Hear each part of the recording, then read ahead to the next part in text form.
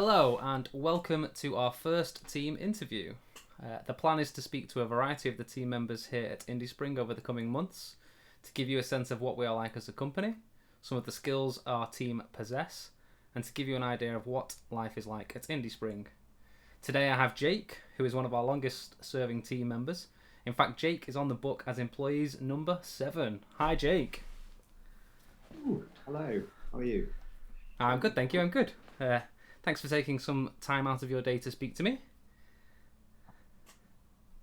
Of course, sort of dragged into it, but you know. Yeah, I just told you it wasn't an option, so we got away with it. How was your Tuesday? How's your Tuesday going? What have you been up to this morning? It's build week, it's release week, so building lots and lots of apps and getting them ready for testing. Which, yeah, I suppose means just standing around a bit and not doing too much while the computer does things for me. Yeah, I've definitely seen plenty of the developers sat there with the little loading bar going across saying, oh, it's building, what am I supposed to do? It's like I'll be playing on my phone. Well, I grabbed you on I've been doing it. I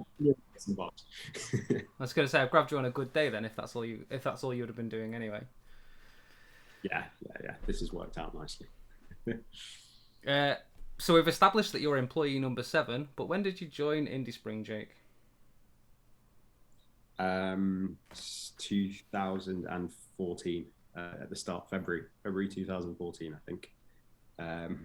Seems like a world away now. 7.5 years. Yeah. Employee number 7 years. Yeah. Oh, nice. I didn't even make that connection. As if we've been friends for that long anyway. Yeah, last year's not gone so well, but never mind. Where did we find you? Where did we find Jake Hill? On a forum. Actually, I found Rob on a forum. He was advertising a job for a Unity developer, and I was looking for a job. And yeah, I came up for an interview and had a pint and a pie, which is the most northern thing you can do apparently. Got the job shortly after, and the rest is history. Yeah, well, all good interviews have a pie in them, right? That surely is true. Yeah, absolutely. Especially up here, I think it's like law or something. Right, if it's not, it should be written into it. I'm sure we could speak to Andy Burnham about that. So, okay, let's go back 7.5 years. Yeah, God, that long. What was your job title when we hired you, and what was your first project? So I was hired as a Unity developer. I think I was the first full-time developer. Everyone else was contracting at that point. And I was hired to look after the Best of Video Poker app, which was a set of iPad and possibly Android apps at the time, with all the video poker games that we do in them. I don't actually think that exists. No, it doesn't exist anymore. It's been replaced by bigger and better things. So, how long ago was it since that project finished you then? Like, bigger and better things? Like, what changed? So, 2014, I think it was about 5 years ago that we switched it up for mobile phones were becoming a bit, a lot more dominant then. So we went from having just an iPad app to we wanted a mobile app and a new set of apps that are in line with the website. So we built a new suite of apps and phased out the old one. And now that new suite of apps has turned into even more apps. And they're multiplying rapidly. Wow, yeah, build day, right? You said it's going to take you, like, how many have you got to put out? I think I've got about 10 different apps to build today. For Google Play and iOS. And you're going to I don't have to test. That's a benefit. Are you going to release them all at the same time? No, we'll do them over the next sort of, up until the weekend. Maybe even a couple on Monday. Spread them out a bit so the reviewers don't get too tetchy about it. Oh yeah, imagine anyone at Apple or Google having to do any work. Yeah. So you've been here 7.5 years, Jake. How has your role changed over that time? Um, well, for a start, I don't just work on video poker anymore. In the last 2 years or so, I've started to kind of diversify into not just Unity game development, but some web game development, and more recently, React, building websites and mobile apps. Um, yeah, so and as time goes on, I think I'll be taking more of that and sort of splitting my time a bit more. Was that a personal choice, or was it like the business needed you to move across and give a hand? No, no, it was personal. I started teaching myself in my spare time about a year ago, and really enjoyed it as a new tech. So I sort of spoke to some of the guys here and let them know that I was doing that, and they sort of just kept me in mind. And now some of that style works started to come in, or possibly even we can actually take it on now.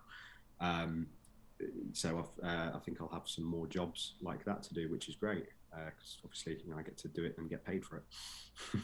Yeah, well, yeah, that's great. Yeah, and you're in kind of a I'd say a more unique position within the company, as you've worked almost exclusively, not quite true, but with one client throughout the time you've been here. Was that kind of a reason Yeah. for the change? Um, yeah. I mean, the it's we it wasn't just one client. Well, no, sorry, it was one client, but it was lots of sort of jobs under the umbrella of that one client. But they were all sort of casino game related, and I mean that's what Spark does. So no surprise there. But yeah, I certainly wanted a more of a variance into maybe classic web development, things like that. Just to spread my time out a bit.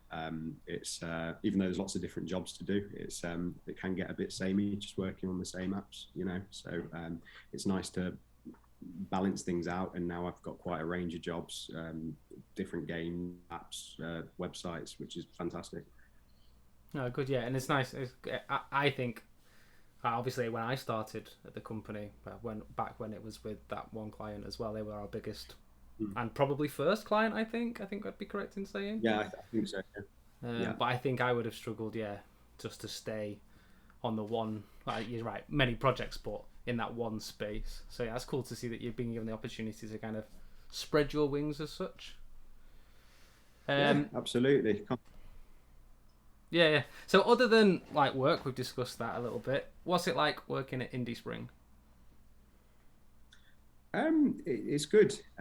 Yeah, pre-pandemic, obviously, that changed things a bit. But pre-pandemic, we used to go out for sort of impromptu drinks most weeks. Had our sort of formal socials, but then also a lot of us would kind of go off and do our own things outside of work. Went on holidays as groups in the UK and outside it. I've been to Vegas a couple of times, which is fantastic. I mean, they're all the sort of glittery things, but like I'm friends with pretty much everyone here. So pretty much like I'm singling one person out.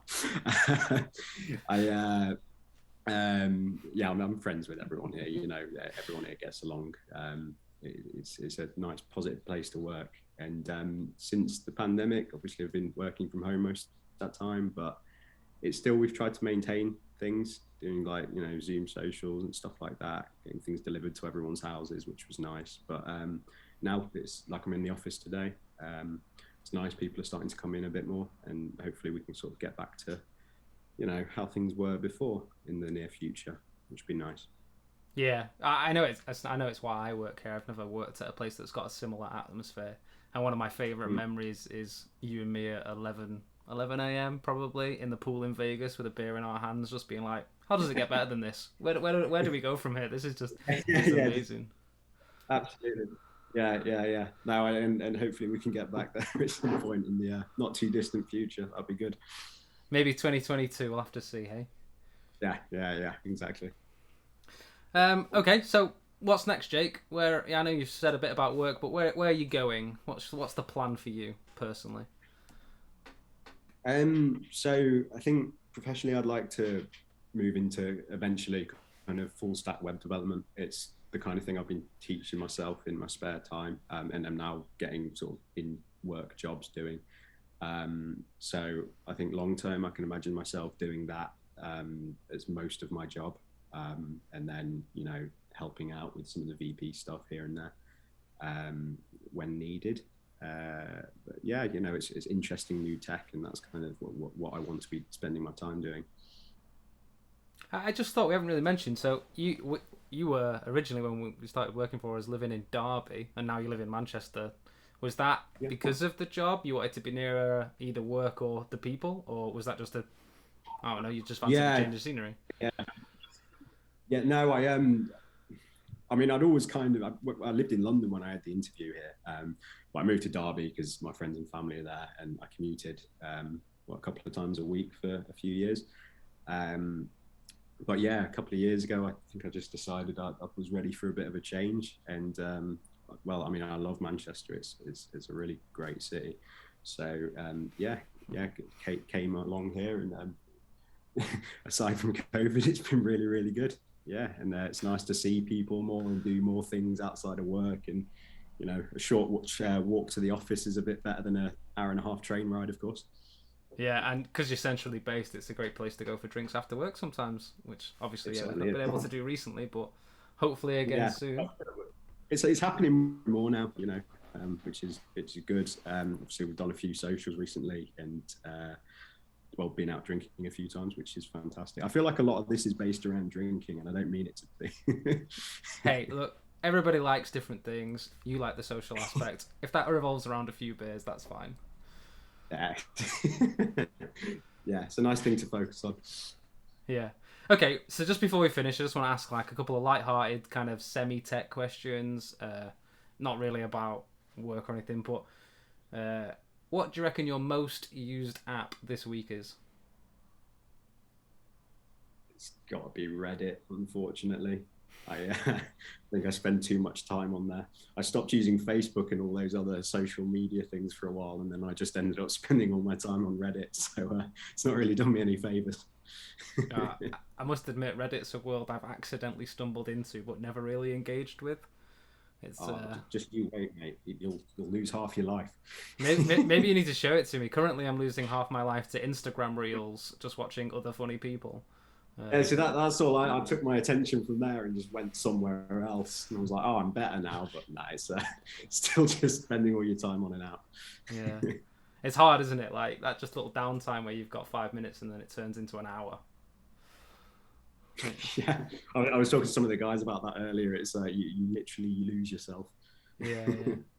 No, that's interesting. Maybe I don't want Reddit in my life then. Maybe it'll just add too much into my don't do it. procrastination time. Is there like an app or a digital product that has changed your life over the last 12 months? I got there in the end. Well done. I reckon Google Home.